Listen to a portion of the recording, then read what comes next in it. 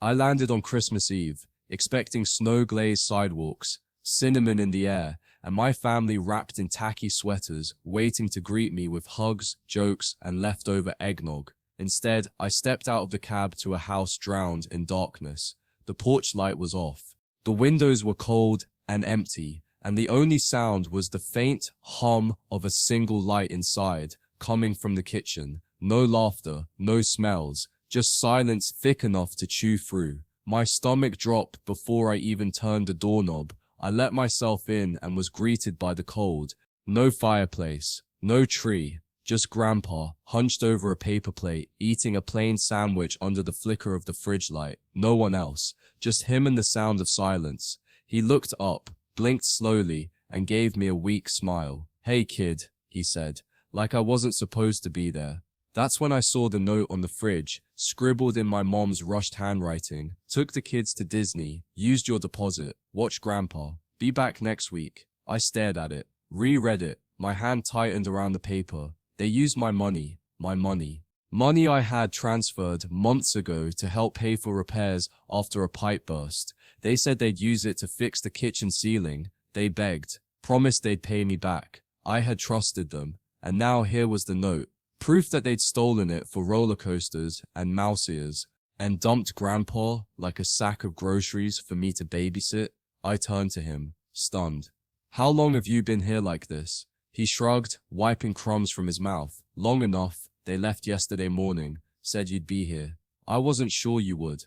He looked down at the sandwich. No mayo, no sides, no dignity. Just old bread, bologna, and betrayal. I sat across from him, still wearing my airport hoodie, trying to breathe through the rage building in my chest. This man had raised my mother, fought in wars, built homes, laughed with me under starry porches as a kid. And this is how they thanked him? He leaned in, his eyes suddenly sharp. "They'll regret this," he said in a voice that didn't shake. "You don't treat people like this, without consequences." I met his gaze and smiled. "You're damn right they will." We spent that night eating microwave dinners and watching old westerns.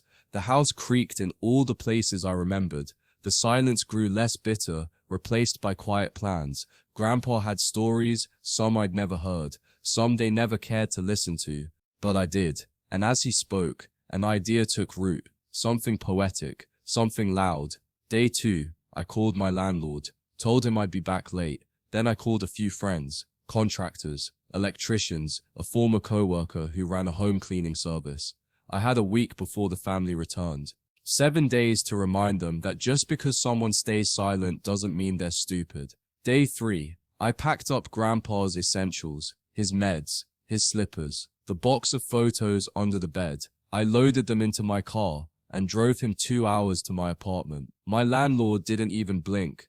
"You're doing a good thing," he said, as I set up a recliner by the window. Grandpa smiled for the first time in days. "Feels like home already," he whispered. Then I went to work. I posted the note, the fridge note, right to Facebook. I didn't say a word, just a caption. "When your family uses your money to abandon your grandfather over the holidays, but you don't let it slide." It spread like wildfire. Shared, commented, screenshotted. My inbox lit up with strangers, some angry, some crying, some telling me their own stories. Then it reached people they knew. Neighbors, church friends, my mom's boss, her PTA group. Even Luke, my cousin who worked at the same company as Dad, saw it. Within hours, the golden family image cracked. That night, my phone buzzed, over and over. Calls, texts, voicemails. "What did you do? How could you humiliate us? Take that down, right now." I didn't answer. I was helping Grandpa set up a Netflix profile.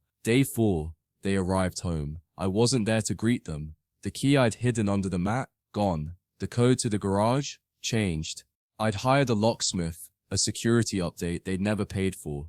My voice message played as they stood outside. "Due to financial mismanagement and ethical failure, this household is temporarily under new management." They pounded the door, screamed, threatened, pleaded.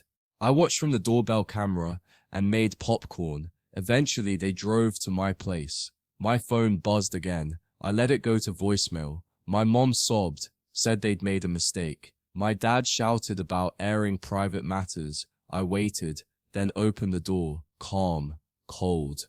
They saw Grandpa, sitting warm, content, sipping tea in a blanket. You left him, I said. For roller coasters. We thought you'd be fine, Mom said, reaching for him. I stepped between. He's fine now, with people who care. Dad growled, you're making this bigger than it is.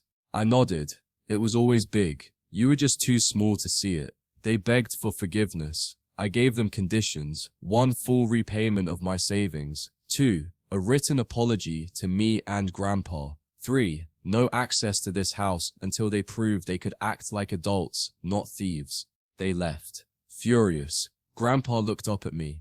That was bold. I smiled. It was fair. Word kept spreading. Eventually their friends asked questions they couldn't answer. Employers caught wind. Church meetings were tense. It wasn't about vengeance. It was about truth. The kind you can't bury under Mickey Mouse ears. The house is mine now, legally signed over to me after they couldn't make payments anymore. Turns out their trip cost more than a week of fun. It cost them their masks, their comfort, their legacy. I take care of it, and I take care of Grandpa. Every night, we sit by the window and sip tea. We don't talk much about that note anymore, but it's still taped on the fridge. Not out of anger, out of memory. The moment I stopped being a doormat and started being the damn door.